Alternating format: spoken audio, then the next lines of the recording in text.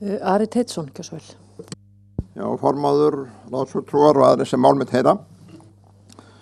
Ég vil nú fyrst segja það að það mín skoðun að við eigum að hafa forseta með hlutverk. Og út af orðum síðasta ræðumanns þá vil ég segja að ég geri verulega mun á þjóðkjörnum forseta og arfbornum þjóðhöfðingja. Ég lít á það sem ekki sama hlutin.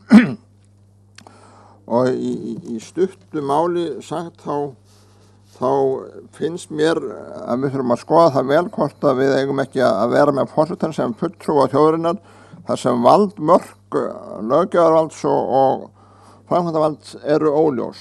Það er að segja að þar komi hann inn og það sem við höfum þegar lagt upp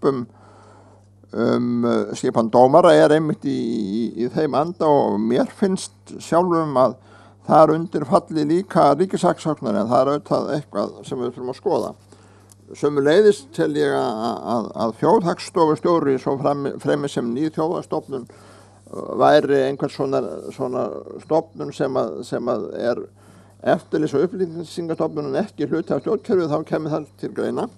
Og að því leyti vil ég taka undir með Þorvaldi Gylfasyni að við þurfum að skoða stöðu forseta í þessu ljósi að hann svona hafi ákveðna stöðu og ákveðna möguleika án þess að hann sé framkvæmdarvald eða löggjafarvald og ég er mjög sáttur við tillögur nefndarinnar, B-nefndar stjórnskipanina að því leyti að þar er forsetinn farin út.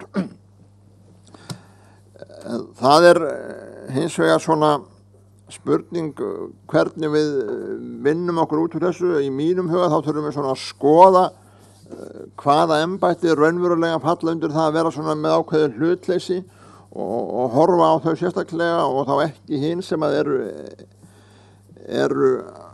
eru tengd annarkvæmt löggjafarvaldi eða framkvæmdarvaldi og ég held þess vegna að við eigum að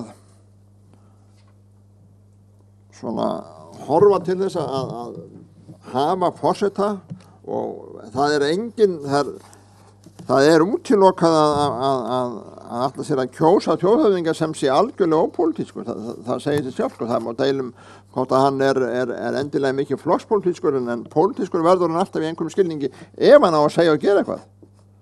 Og mér finnst ekki að við eigum að vera með þjóðhöfðingja sem að á hvorki að segja eða gera eitt eða neitt.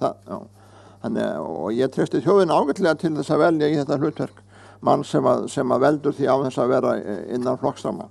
Sem sagt, ég mæli með því að við skoðum þetta hlutverk forsetans aðeins betur, teku undir flest sem að hér er lagt fram í dag svona skipunarferli og annað í tillögunum en mæli til þess að við svona reynum að finna flöt á skynsamlegri nálgun á því hvað forsetinn gerir og hvað hann gerir ekki. Takk.